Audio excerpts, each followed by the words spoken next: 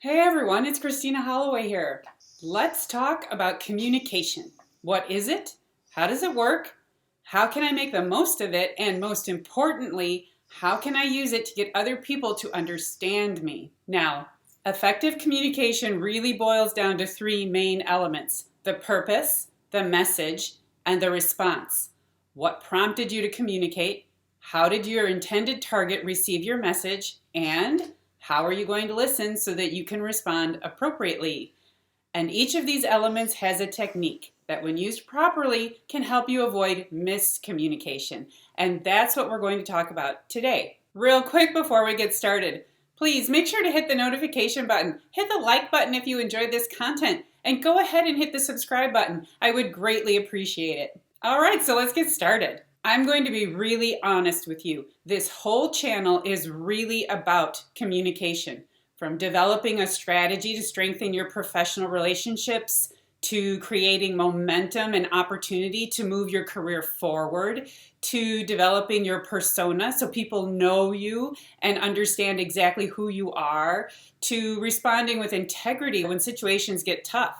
My channel's theme is really all about how to communicate with confidence and with purpose. This is the foundation of my executive coaching practice, and it's what I focus most of my time researching and developing into meaningful content. And in reality, you already communicate effectively. You wouldn't have some level of success without being able to show up and explain exactly what you want. You understand who you're talking to. You understand how to structure logical arguments.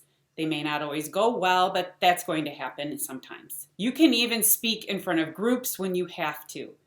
You know that nonverbal communication, such as body language, is extremely important in how others size you up and develop their own opinions about you.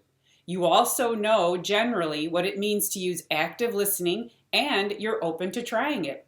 Most importantly, you know that people interpret what they hear through their own filters, which means that the more you work on clarity and precision in your communication, the less likely you'll be misunderstood during important conversations. So, with that, here are three important areas of communication and some helpful tips that you can use to up-level your communication skills. Number one, communicate with purpose. How to leverage your emotional intelligence. This one is about emotional intelligence, obviously. That super fun buzzword that we hear more often these days to make sure people know that there's yet another parameter we can use to separate the successful from the average. Let's cut the crap. We all have a level of emotional intelligence that helps us survive. We then continue to refine that emotional intelligence in order to thrive. As long as you still have goals and aspirations for yourself, you can continue to refine and develop your emotional intelligence. In other words, it isn't a fixed state of mind. Here's a powerful technique to use when you want to communicate with purpose. Look for impact. Here's what I mean. We often want to have an impact on the people around us. We want to be celebrated and congratulated for our contributions, our actions, our creative and innovative problem-solving skills. Does that always happen? No. And sometimes that leaves us wondering what we could have said or done differently to make the impact we had intended. A common example is that you had intended to give a compliment to someone for work well done, and they leave feeling insulted or uninspired. So your statement did not have the impact you intended. In this instance, you could say, in this meeting, I had intended to acknowledge the great work you did on this large project. Was I successful? Here's what that question does. It pivots the mood of the meeting or the interaction with this other person. It disarms their assumptions of what you had intended to say or do. It also allows the other person to respond and let you know any feedback. A simple statement like this, which explains your intentions and asks for feedback, lets you take control of the narrative and finish the conversation on your terms. It allows you to drive the conversation and leaves the other person with no way to make assumptions about your intentions. Number two, be the message, or how to align with your nonverbal cues. Words pale in comparison to how you make decisions, how you treat other people, how you react when the going gets tough, how you listen, how you give advice or deal with failure or support those around you. how you keep your promises, and how to trust your colleagues to do their job. Paying attention to your nonverbal cues will help you understand where you may be sending mixed messages through your daily habits and behaviors, especially when under pressure. So this technique is intended to help you be aware of the messages you might be communicating unintentionally. We've all experienced those moments. Someone walks up to you and asks if everything's okay, and you're just confused by that question. What made them think I was upset? If that's ever happened to you, you might be sending nonverbal cues about your emotional state of mind that contradicts how you're trying to intentionally show up to work. If that's the case, spend time asking yourself how you navigate stressful situations. If you're very transparent about how your mood changes from minute to minute with the people around you, then they're going to be more cautious with you going forward. I did this when I was younger. If I had a difficult customer case, I'd complain about it. I believed blowing off steam in front of others was a good thing. It is not. I asked obvious questions, and I had a habit of over-delivering tasks in hopes that that would eclipse my unpredictable behavior. Here's the thing. The people around you don't need to see and hear every thought that goes through your head as you work to create solutions. This aligns with emotional intelligence. Again, be thoughtful about how you share your thought processes. Ask yourself these simple questions to help understand where you can strengthen your professional presence. How do you react to frequent and/or major change? How do you react to conflict with or between others?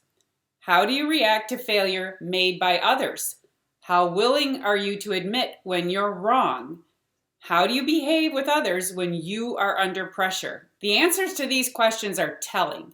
If you let your emotions ride to the surface during any of these situations, take a step back and ask yourself how you want to be perceived by the others around you. Are you a hothead or are you level-headed? Are you impatient or are you thoughtful? Do you see yourself as aligned with the business values, or do you consider yourself an outlier? Which one commands more respect? Behavior is an important element in effective communication.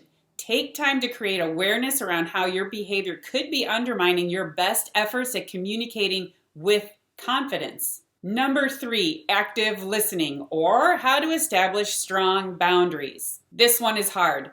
I'm not going to sugarcoat it. Even the best communicators on the planet, even the best coaches in the industry will stumble with active listening. Why? Because it comes purely from emotion. It's very hard to separate your natural urge to react to a statement, especially one that can trigger you, with your urge to stay neutral and find a mutually beneficial solution. That's why this one is all about building boundaries. When someone pushes into your trigger space, make sure you understand what that is for yourself. Then you should absolutely tell them, this conversation has turned into something that makes me uncomfortable. I think we should take a break and reconnect in 15 to 30 minutes. It's the most effective way to stop a conversation from becoming an argument, and it helps you, again, control the outcome. When you reconnect, keep these 3 techniques in mind. They're intended to help you rise above that urge to react to the best of your abilities. And this is definitely something that requires a lot of practice. It's going to take time to reach a level where you're emotionally detached enough to drive a conversation forward without undermining the other people involved. Listen without fixing, judging, or interpreting. This type of listening builds relationships, leads to deeper understanding, and lets people be heard. Listen to understand the other person. Use a simple statement like this. Joe, if I've heard you correctly, you're not against this idea, you're just concerned about certain details that haven't been finalized. Is that right? It's a powerful statement that helps the other person feel heard. Listen for an opportunity to move things forward. After a full meeting or discussion around a major issue, you want to be able to leave the conversation with some sort of action item to move forward. Ask simple questions like, what are our next steps to create progress here? Or if you're in charge, how can I help move this forward? Or what do you need from me to get this off the ground? These questions help others to understand your commitment to making progress and that you respect their feedback during the conversation. And that's it for this video on how to improve your communication skills. This video was all about understanding how your conscious and unconscious behaviors and habits could be undermining your best efforts to create strong professional relationships or be seen as someone with integrity who can be trusted with important responsibilities. Keep working on your techniques and definitely let me know in the comments if you found success. Just a reminder that if you like this video and you want to see more content that will help you build an effective leadership brand as you climb that ladder of success, make sure to subscribe and hit the notification bell so you never miss a helpful tip from me. Thanks for watching, and I'll see you in the next video. Bye!